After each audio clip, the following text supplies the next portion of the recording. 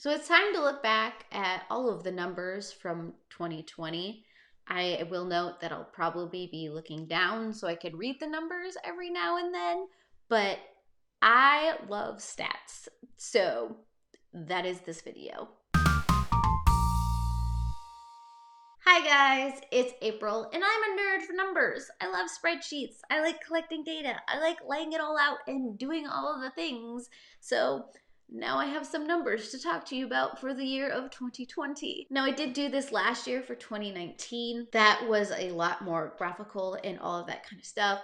This one is probably going to be more of me talking. There might be some things that just pop up somewhere on the screen occasionally, but I'm working one-handed right now, so it was either take forever to get things out to you or just kind of get it out to you. So this video is what it is. So each month I have been keeping track of a lot of specific things like books and pages per hours and hours read, that kind of stuff. So I'm going to give those first for the total of the year, and then I'm going to work through all of the other stats, and then I'm going to end on my channel stats because I like looking back and seeing how I've grown as a channel and not just for my reading life. So for the total number of books I read, I ended up reading 202 books. My lowest month was December with only 9 books, and my highest month was May with 33 books.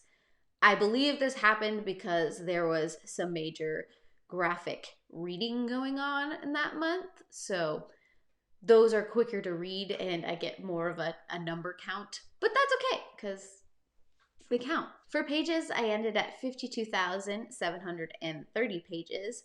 My lowest reading month, once again, was December with 2,984 pages. And my highest month, which wasn't May, it was actually September with 6,997 pages. I only read 31 books that month. Only 31 books. My average pages per day ended up being about 144 pages. And then on average, I was taking about 2 days per book. My lowest pages per day month was December with 96 pages. And then my highest was actually February with 173 pages, which I guess kind of makes sense because I still read about the same number of books per month in February, but since February has so few days, that's kind of how it worked out. My average reading speed ended up being 195 pages per hour. December was once again my lowest month where I was only reading about 82 pages an hour, but my highest month was September once again with 303 pages an hour.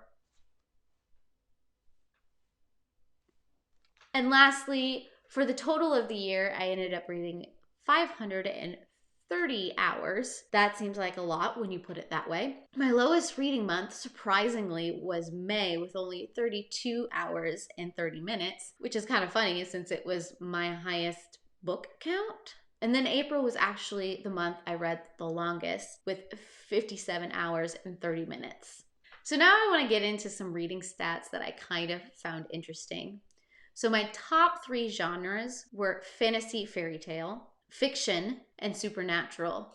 Fantasy fairy tale sat at 33% of my reads, which was 67 books. Fiction was 25% at 50 books, and supernatural was 16% at 33 books. This surprised me a little bit because I thought I read a little bit more science fiction than I did general fiction. I don't normally read a lot of general fiction. I don't know what happened this year to like bump it up, and it might have just been arcs and a lot of the book clubs that I was in. But otherwise, science fiction was the next one on my list. I think it's good that I read a little bit more general fiction because it is something I'm a little more weak in, and especially given some of the stuff I want to add into my reading, it kind of makes a little bit of sense. It surprised me a little bit. For format, I ended up breaking it down into digital, physical, and both because a lot of times I do read in both formats for a single book just because I like the ability to switch back and forth. So for purely digital, that was actually my highest category at 44%, and that was about 89 of my books that I read. Physical was next at 41%, and that was 82 of the books I read. And then for both that I did back and forth, that was about 15%, and that's about 31 of the books that I read. And then, of course, the top actual formats of the books I read was graphics at 39%, which is about 79 of the books I read this year. Ebooks came in second at 28%, which was 58 of the books that I read. And then hardcover at 19%, which was 38 of the books that I read. I think I skewed more digital this year simply because of the ARCs I received. They were all digital. Otherwise, my both would have been higher because when I'm trying to bump down my physical TBR, I'm also a lot of times picking up digital copies from the library so that when I'm out and about, I can read those. And I wasn't traveling to work as much this year, which means I wasn't utilizing the library nearly as much for audiobooks for the travel that I no longer do, which I guess makes sense, but I just didn't realize how much I was reading through audiobooks because of work. So my TBR breakdown, I have in a couple categories. This year, so books that came out this year, previous years, so my backlist of physical TBR that I've been trying to read down for the longest time, and then, of course, rereads. It only makes sense just because of the way I got into ARCs this year, that this year is my highest count at 63%, which is 127 books. I actually received and read 61 ARCs this year, which is, since I've never really done it in the past, I can't really compare it to anything. It just seems like a whole heck of a lot. So previous is the next highest category, which isn't surprising because I don't do a lot of rereading because I do want to keep adding and reading new books. But previous was only at 30%, which is 61 books. And then my rereads this year was 7% at 14 books, which I think is probably the highest it's been in quite a while. And I also did manage to complete at least 16 different series. It is always something that I'm striving to do, is to complete series. Some of them are reread series, so I don't know if those really count, but I did complete 16 series. Now, my TBR did, I believe, start out at about 305 books, and my hope was to knock it down to 200 books. That did not happen. I actually ended the year at 278 books, which I did knock it down some. I could have theoretically have knocked it down 61 books because 61 of the books I read were from my previous TBR. But the problem is I acquired new books that I have not read yet. And that accounts for the 34 book difference between that. So I can't stop. And now that I have this new library, I have space for books, so why not? It's just, it's a never-ending cycle. Never ending.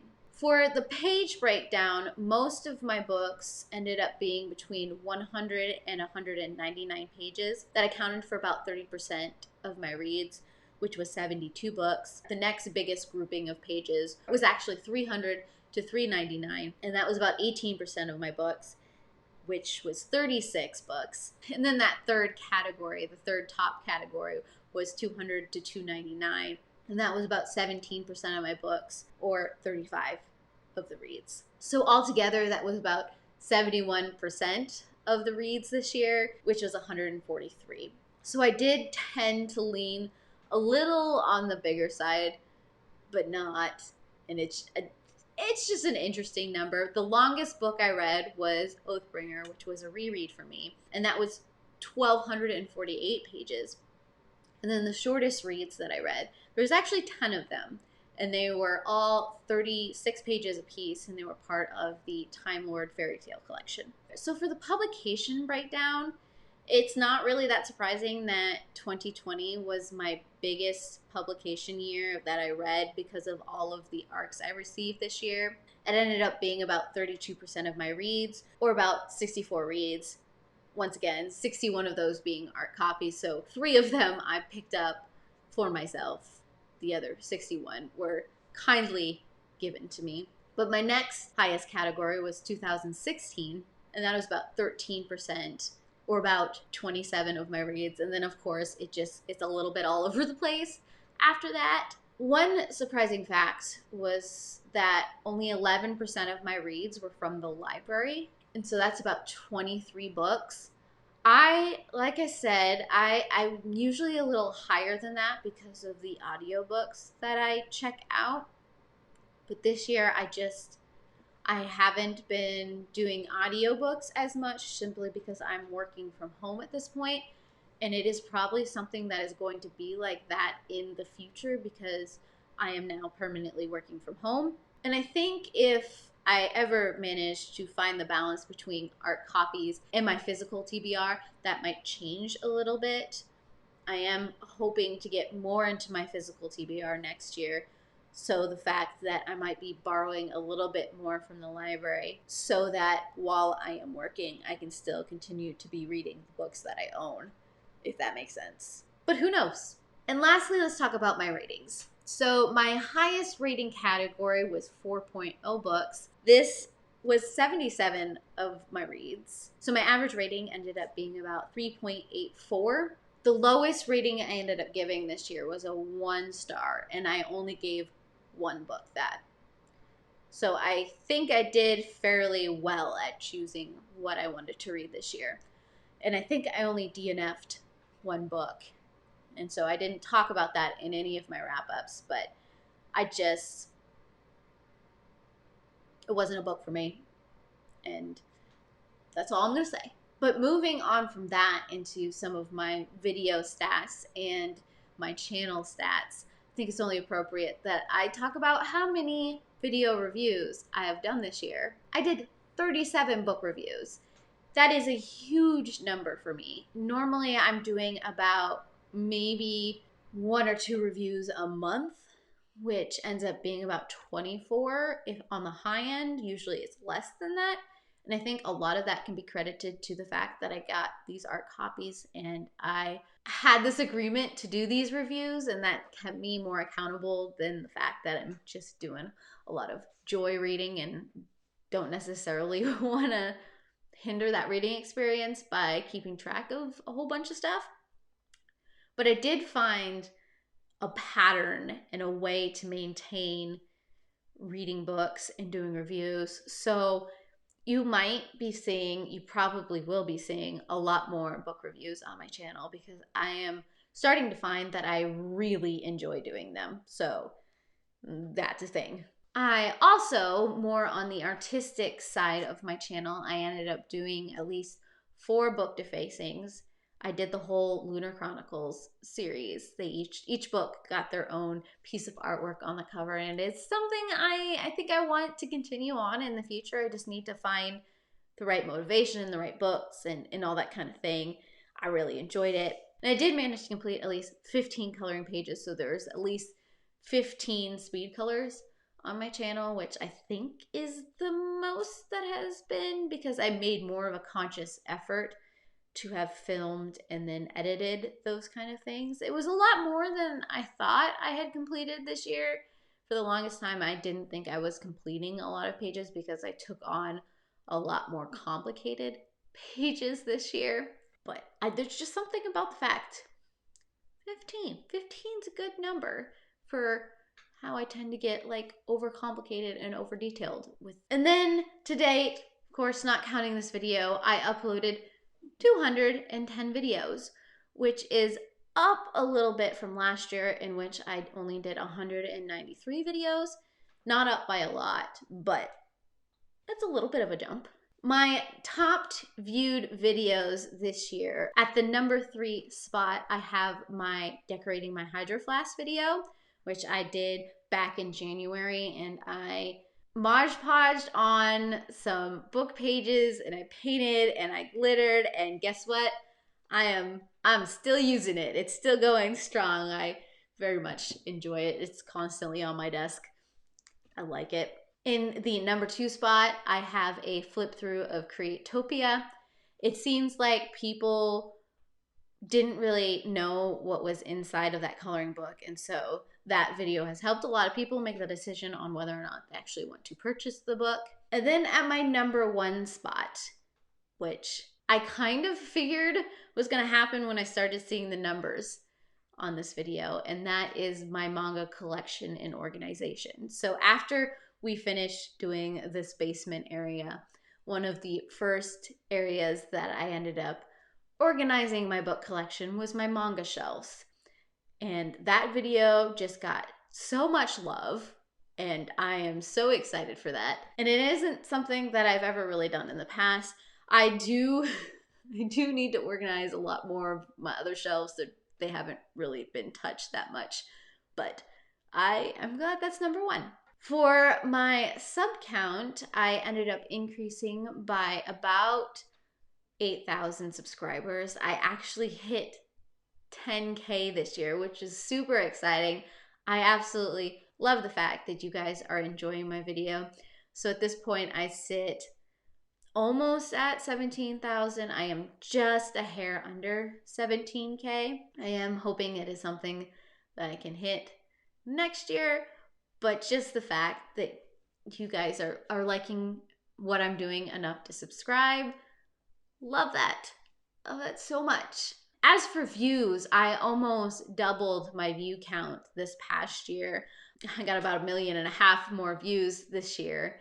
So I'm sitting about at 2.5 million views at this point, which is a really weird concept. I do know that it is my Rose video that ended up bumping up my view count a lot. I believe there was a project going on in India that involved making those roses, and so that video was a reference point for a lot of people, and that's kind of why that spiraled out of control. But when they reached out to tell me and show me, I was just floored at what these people created. I will link all the information down below if you want to check it out, but I'm glad that someone found a use for that. I had originally just made it for my mom and my grandma to help me make roses for my wedding, and nearly 3 years down the line, people are finding use for it, and I love that. And I have been talking way too much. I'm going to wrap it up with just a few more numbers, and then I'm going to let you go and carry on with your day.